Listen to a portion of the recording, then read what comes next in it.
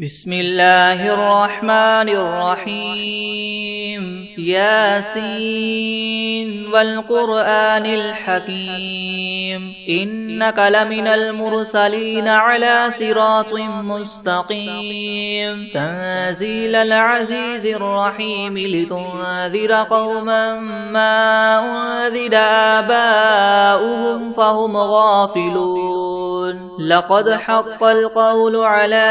أكثرهم فهم لا يؤمنون إنا جعلنا في أعناقهم مغلالا فهي إلى الأذقان فهم مقمحون وجعلنا من بين أيديهم سدا ومن خلفهم سدا فأغشيناهم فهم لا يبصرون وسواء عليهم أنذرتهم أم لم تنذرهم لا يؤمنون إنما تنذر من اتبع الذكر وخشي الرحمن بالغيب فبشره بمغفرة وأجر كريم إنا نحن نحيي الموتى ونكتب ما قدموا وآثارهم وكل شيء أحصيناه في إمام مبين واضرب لهم مثلا أصحاب القرية إذ جاءها المرسلون إذ أرسلنا إليهم اثنين فكذبوهما فعززنا بثالث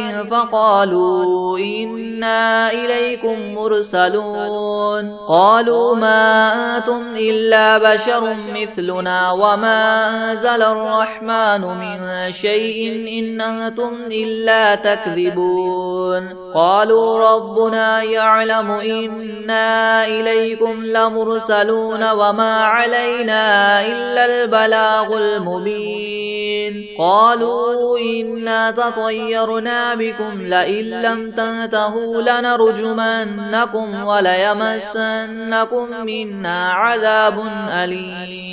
قالوا طائركم معكم أئن ذكرتم بل أنتم قوم مسرفون وجاء من أقصى المدينة رجل يسعى قال يا قوم اتبعوا المرسلين اتبعوا من لا يسألكم أجرا وهم مهتدون وما لي لا أعبد الذي فطرني وإليه ترجعون أتخذ من دونه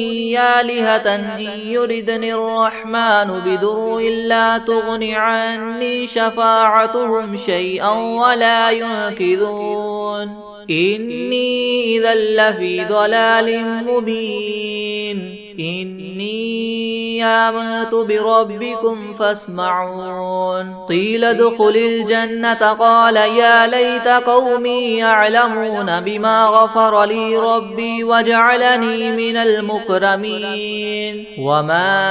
أنزلنا على قومه من بعده من جند من السماء وما كنا منزلين إن كانت إلا صيحة واحدة فإذا هم خامدون يا حسرة على العباد ما يأتيهم من رسول إلا كانوا به يستهزئون ألم يروا كم أهلكنا قبلهم من القرون أنهم إليهم لا يرجعون وإن كل لما جميع لدينا محضرون وآية لهم الأرض الميتة أحييناها وأخرجنا منها حبا فمنه يأكلون وجعلنا فيها جنات من نخيل وأعناب وفجرنا فيها من العيون ليأكلوا من ثمره وما عملته أيديهم أفلا يشكرون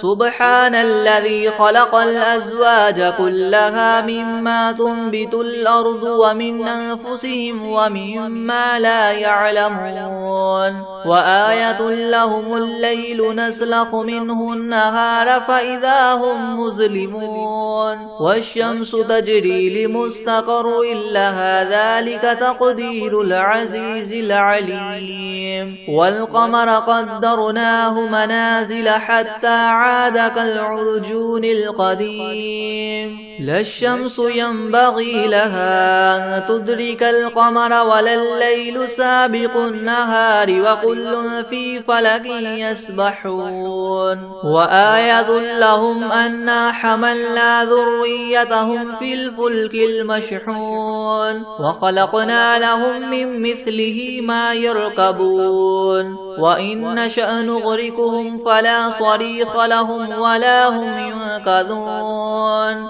إلا رحمة منا ومتاعا إلى حين وإذا قيل لهم اتقوا ما بين أيديكم وما خلفكم لعلكم ترحمون وما تأتيهم من آية من آيات ربهم إلا كانوا عنها معرضين وإذا قيل لهم انفقوا مما رزقكم الله قال الذين كفروا للذين آمنوا أنطعم من لو يشاء الله وطعمه إن أنتم إلا في ضلال مبين ويقولون متى هذا الوعد إن كنتم صادقين ما ينظرون إلا صيحة واحدة تأخذهم وهم يخصمون فلا يستطيعون توصية ولا إلى أهلهم يرجعون ونفخ في الصور فإذا هم من الأجداث إلى ربهم ينسلون قالوا يا ويلنا من بعثنا من مرقدنا هذا ما وعد الرحمن وصدق المرسلون إن كانت إلا صيحة واحدة فإذا هم جميع لدينا محضرون فاليوم لا تظلم نفس شيئا ولا تجزون إلا ما كنتم تعملون إن أصحاب الجنة اليوم في شغل فاكهون هم وأزواجهم في زلال على الأرائك متكئون لهم فيها فاكهة ولهم ما يدعون سلام قولا من رب رحيم وامتازوا اليوم أيها المجرمون ألم أعهد إليكم يا بني آدم ألا تعبدوا الشيطان إنه لكم عدو مبين وأن اعبدوني هذا صراط مستقيم ولقد أضل منكم جبلا كثيرا فلم تكونوا تعقلون هذه جهنم التي كنتم توعدون اصلوها اليوم بما كنتم تكفرون اليوم نختم على أفواههم وتكلمنا أيديهم وتشهد أرجلهم بما كانوا يكسبون ولو نشاء لطمسنا على أعينهم فاستبقوا الصراط فأنا يبصرون ولو نشاء لمسخناهم على مكانتهم فما استطاعوا مديا ولا يرجعون ومن نعمره ننكسه في الخلق أفلا يعقلون وما علمناه الشعر وما ينبغي له إن هو إلا ذكر وقرآن مبين لينذر من كان حيا ويحق القول على الكافرين أولم يروا أنا خلقنا لهم مما عملت أيدينا أنعاما فهم لها مالكون وذللناها لهم فمنها ركوبهم ومنها يأكلون ولهم فيها منافع ومشارب وفلا يشكرون واتخذوا من دون الله آلهة لعلهم ينصرون لا يستطيعون نصرهم وهم لهم جند محضرون فلا يحزنك قولهم إنا نعلم ما يسرون وما يعلنون أولم ير الإنسان أنا خلقناه من نطفة فإذا هو خصيم مبين وضرب لنا مثلا ونسي خلقه قال من يحيي العظام وهي رميم قل يحييها الذي ينشأها أول مرة وهو بكل خلق عليم الذي جعل لكم من الشجر الأخضر نارا فإذا أنتم منه توقدون أوليس الذي خلق السماوات والأرض بقادر على أن يخلق مثلهم بلى وهو الخلاق العليم إنما أمره إذا أراد شيئا أن يقول له كن فيكون فسبحان الذي بيده ملكوت كل شيء وإليه ترجعون بسم الله الرحمن الرحيم ياسين والقرآن الحكيم إنك لمن المرسلين على صراط مستقيم تنزيل العزيز الرحيم لتنذر قوما ما أنذر آباؤهم فهم غافلون لقد حق القول على أكثرهم فهم لا يؤمنون إنا جعلنا في أعناقهم مغلالا فهي إلى الأذقان فهم مقمحون وجعلنا من بين أيديهم سدا ومن خلفهم سدا فأغشيناهم فهم لا يبصرون وسواء عليهم أنذرتهم أم لم تنذرهم لا يؤمنون إنما تنذر من اتبع الذكر وخشي الرحمن بالغيب فبشره بمغفرة وأجر كريم إنا نحن نحيي الموتى ونكتب ما قدموا وآثارهم وكل شيء أحصيناه في إمام مبين واضرب لهم مثلا أصحاب القرية إذ جاءها المرسلون إذ أرسلنا إليهم اثنين فكذبوهما فعززنا بثالث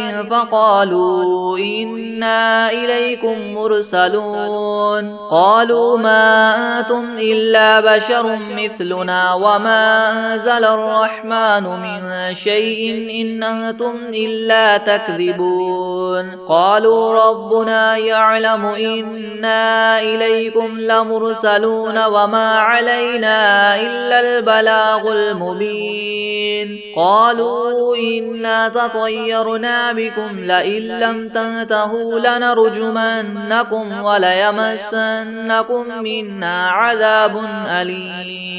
قالوا طائركم معكم أئن ذكرتم بل أنتم قوم مسرفون وجاء من أقصى المدينة رجل يسعى قال يا قوم اتبعوا المرسلين اتبعوا من لا يسألكم أجرا وهم مهتدون وما لي لا أعبد الذي فطرني وإليه ترجعون أتخذ من دونه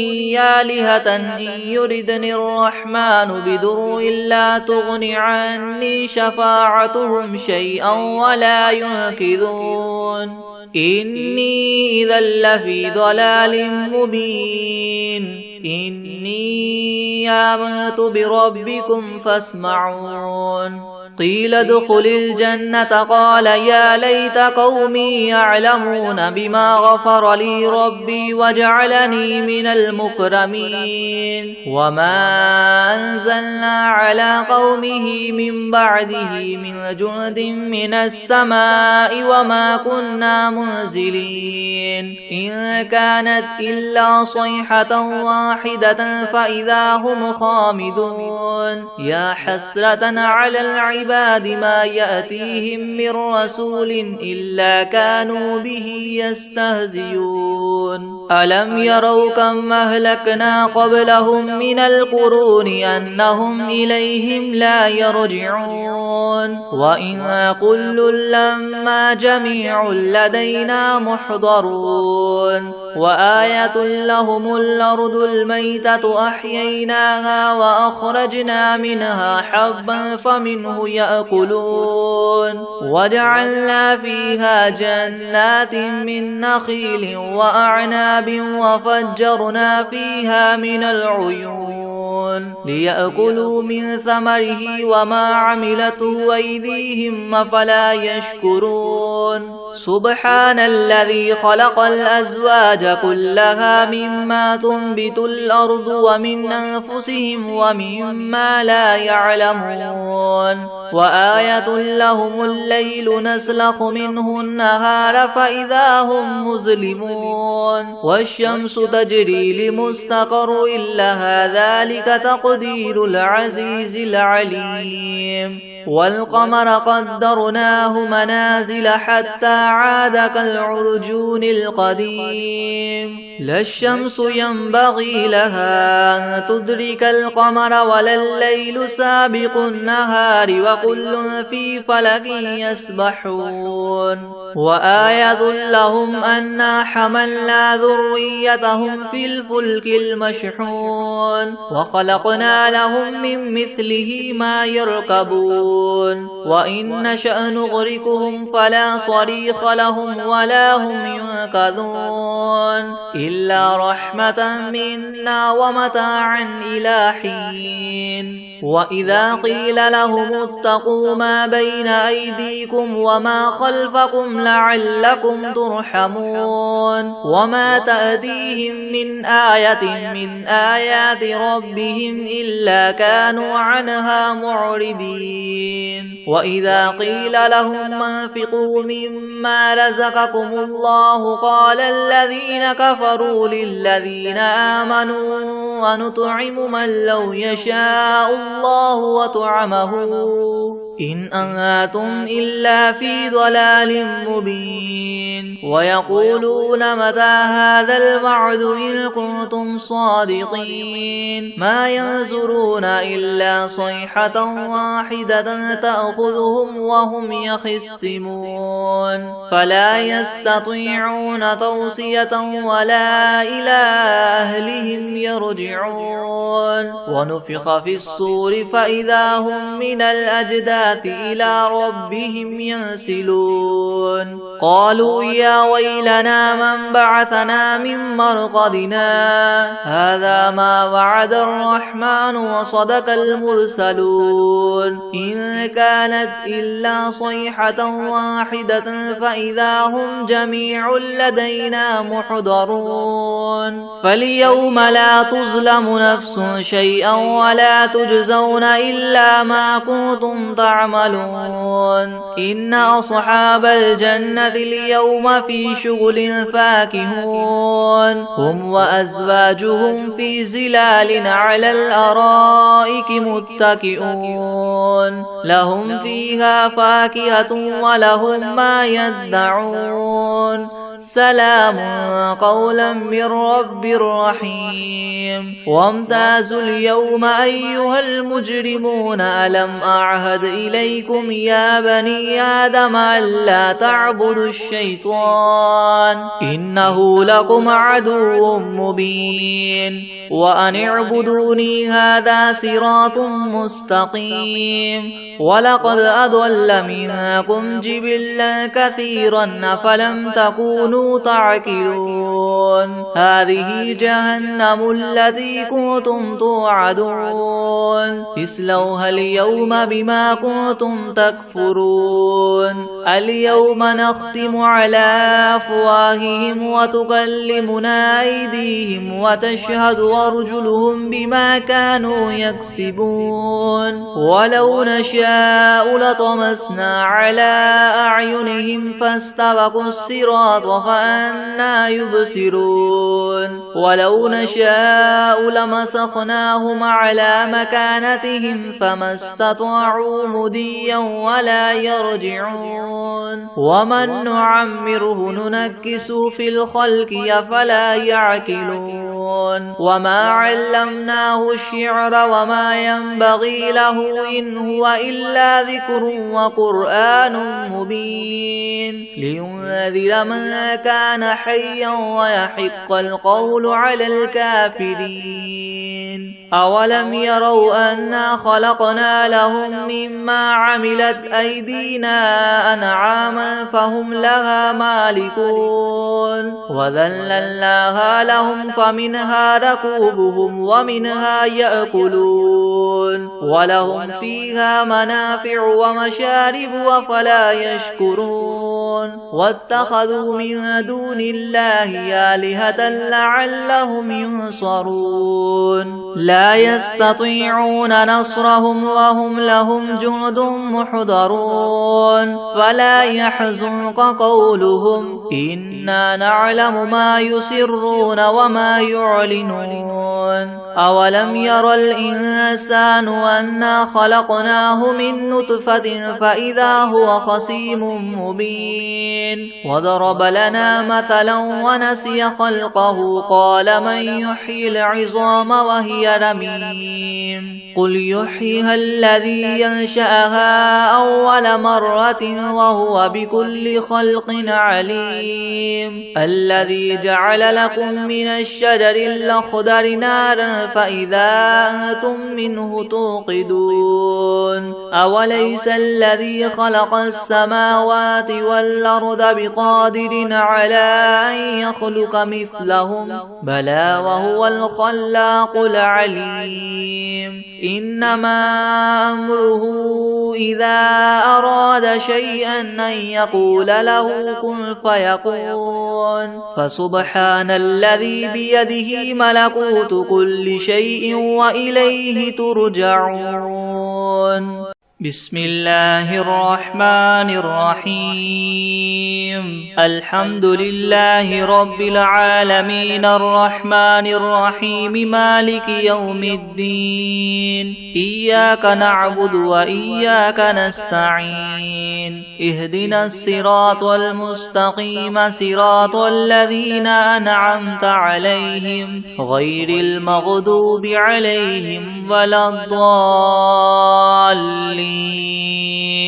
بسم الله الرحمن الرحيم ألف لام ميم ذلك الكتاب لا ريب فيه هدى للمتقين الذين يؤمنون بالغيب ويقيمون الصلاة ومما رزقناهم ينفقون والذين يؤمنون بما أنزل إليك وما أنزل من قبلك وبالآخرة هم يوقنون أولئك على هدى من ربهم وأولئك هم المفلحون وإلهكم إله واحد لا إله إلا هو الرحمن الرحيم الله لا إله إلا هو الحي القيوم لا تأخذه سنة ولا نوم له ما في السماوات وما في الأرض من ذا الذي يشفع عنده إلا بإذنه يعلم ما بين أيديهم وما خلفهم ولا يحيطون بشيء من علمه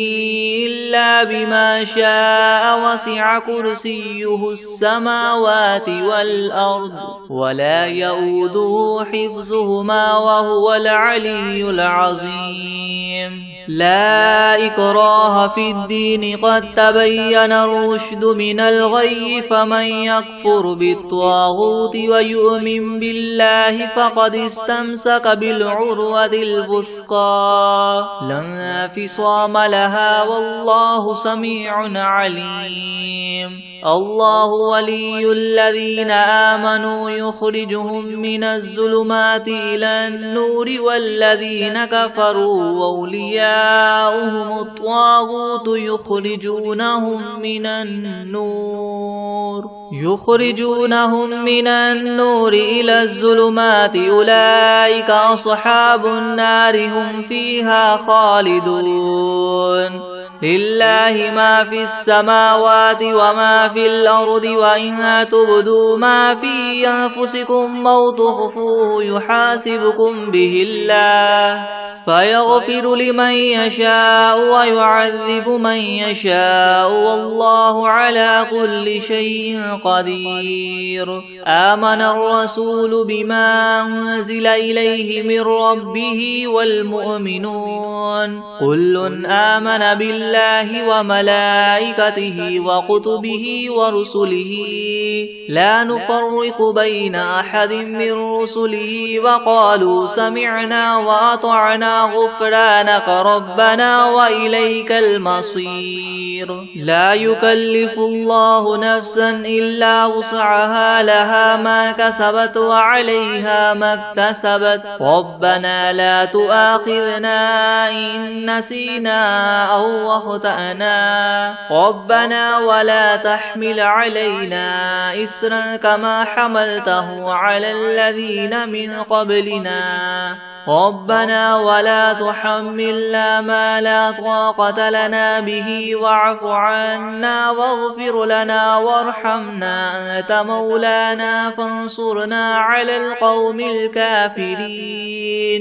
شهد الله أنه لا إله إلا هو والملائكة وأولو العلم قائما بالقسط لا إله إلا هو العزيز الحكيم قل اللهم مالك الملك تؤتي الملك من تشاء وتنزع الملك ممن تشاء وتعز من تشاء وتذل من تشاء بيدك الخير إنك على كل شيء قدير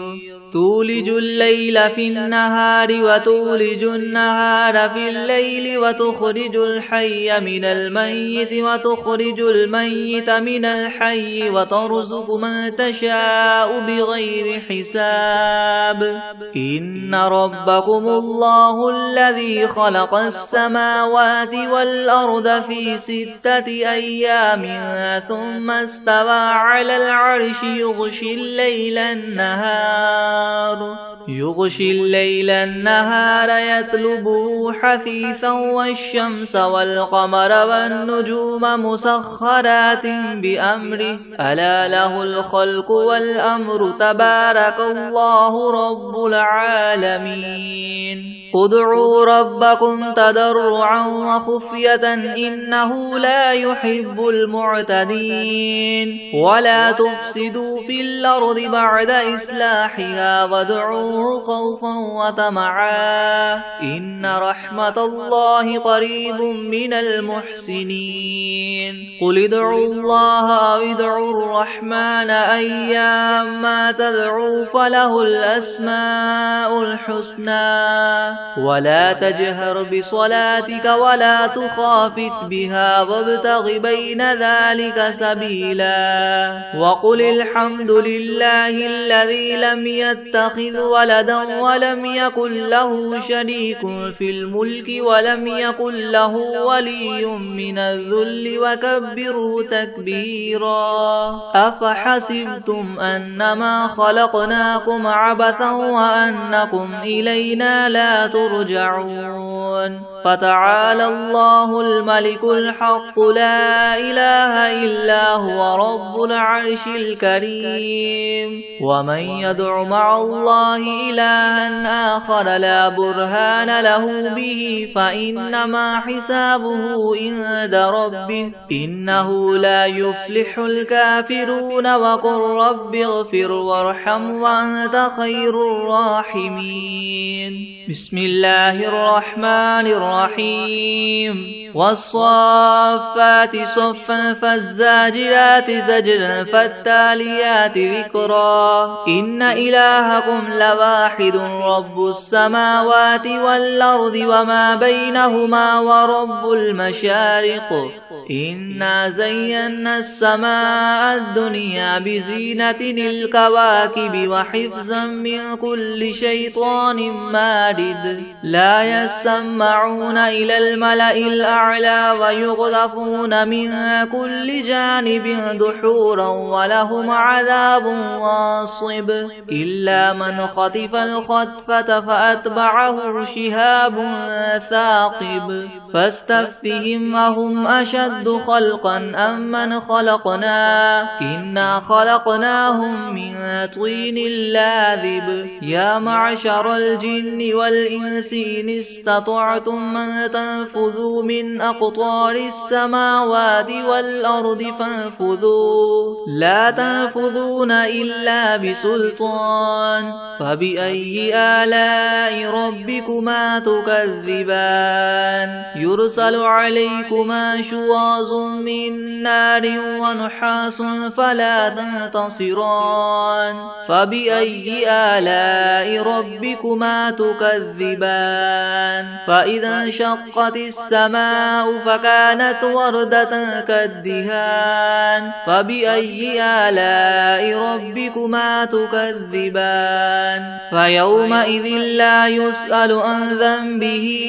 إنس ولا جان فبأي آلاء ربكما تكذبان لو أنزلنا هذا القرآن على جبل لرأيته خاشعا متصدعا من خشية الله وتلك الأمثال نضربها للناس لعلهم يتفكرون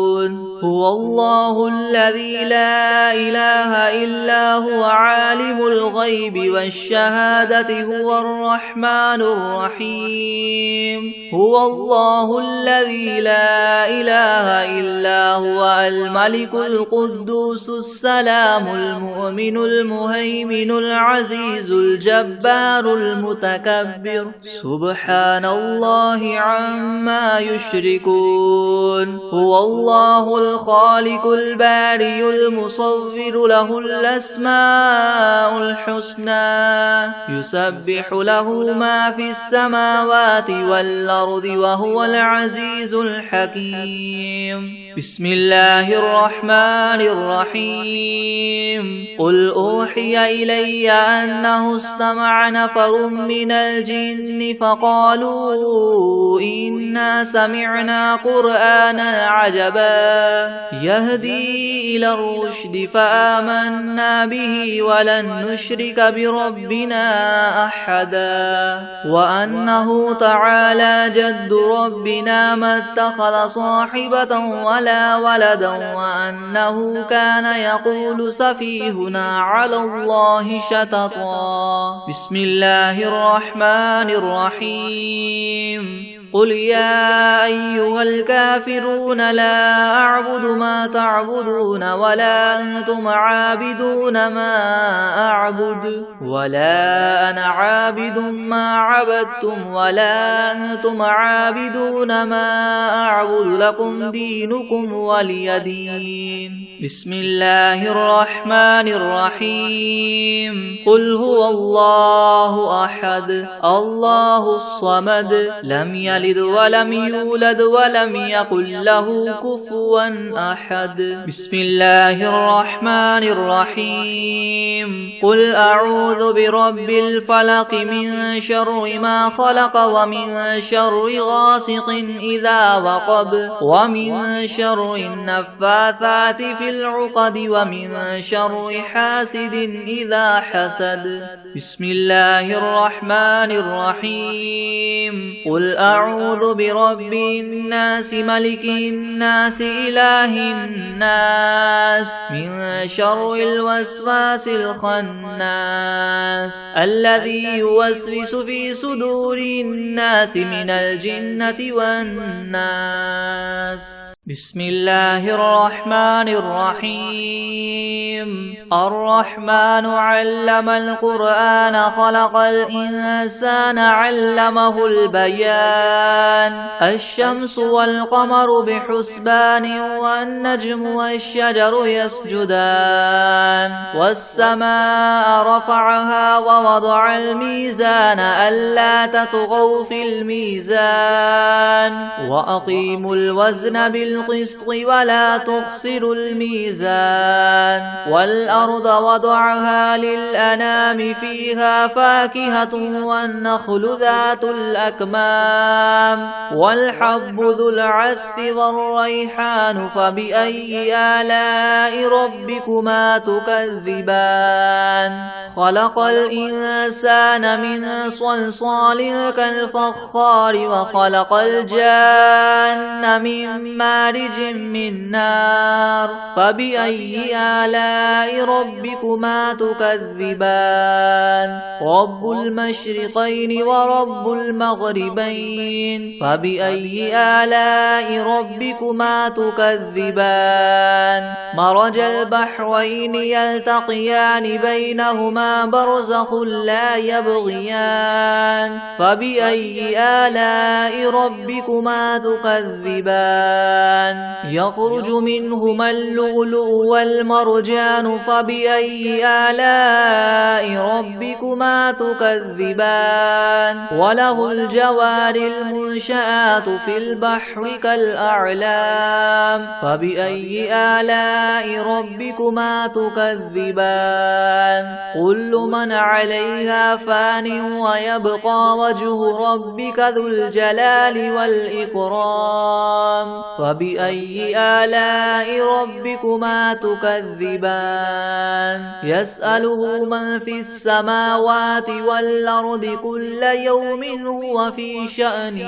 فبأي آلاء ربكما تكذبان. سنفرغ لكم أيها الثقلان فبأي آلاء ربكما تكذبان. يا معشر الجن والإنس إن استطعتم أن تنفذوا من أقطار السماوات والأرض فانفذوا لا تنفذون إلا بسلطان فبأي آلاء ربكما تكذبان. يرسل عليكما شواظ من نار ونحاس فلا تنتصران فبأي آلاء ربكما تكذبان.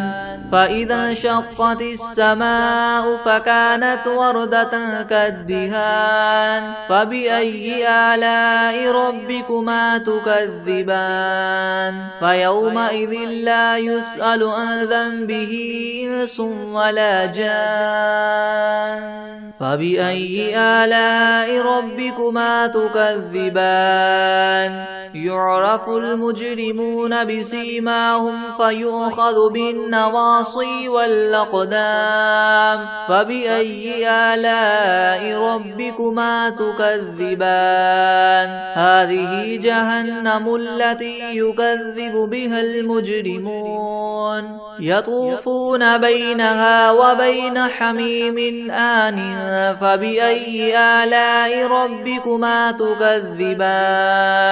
ولمن خاف مقام ربه جنتان فبأي آلاء ربكما تكذبان. ذواتا أفنان فبأي آلاء ربكما تكذبان. فيهما عينان تجريان فبأي آلاء ربكما تكذبان. فيهما من كل فاكهة زوجان فبأي آلاء ربكما تكذبان. متكئين على فرش بطائن باطنها من استبرق وجنى الجنتين دان فبأي آلاء ربكما تكذبان فيهن قاصرات الطرف لم يطمثهن إنس قبلهم ولا جان فبأي آلاء ربكما تكذبان كأنهن الياقوت والمرجان فبأي آلاء ربكما تكذبان هل جزاء الإحسان إلا الإحسان فبأي آلاء ربكما تكذبان ومن دونهما جنتان فبأي آلاء ربكما تكذبان مدهامتان فبأي آلاء ربكما تكذبان فيهما عينان نضاختان فبأي آلاء ربكما تكذبان فيهما فاكهة ونخل ورمان فبأي آلاء ربكما تكذبان فيهن خيرات حسان فبأي آلاء ربكما تكذبان حور مقصورات في الخيام فبأي آلاء ربكما تكذبان لم يطمثهن إنس قبلهم ولا جان فبأي آلاء ربكما تكذبان متكئين على رفرف خضر وعبقري حسان فبأي آلاء ربكما تكذبان تبارك اسم ربك ذي الجلال والإكرام بسم الله الرحمن الرحيم والعاديات ضبحا فالموريات قدحا فالمغيرات صبحا فأثرن به نقعا فوسطن به جمعا إن الإنسان لربه لكنود وإنه على ذلك لشهيد وإنه لحب الخير لشديد أفلا يعلم إذا بعثر ما في القبور وحصل ما في الصدور إن ربهم بهم يومئذ لخبير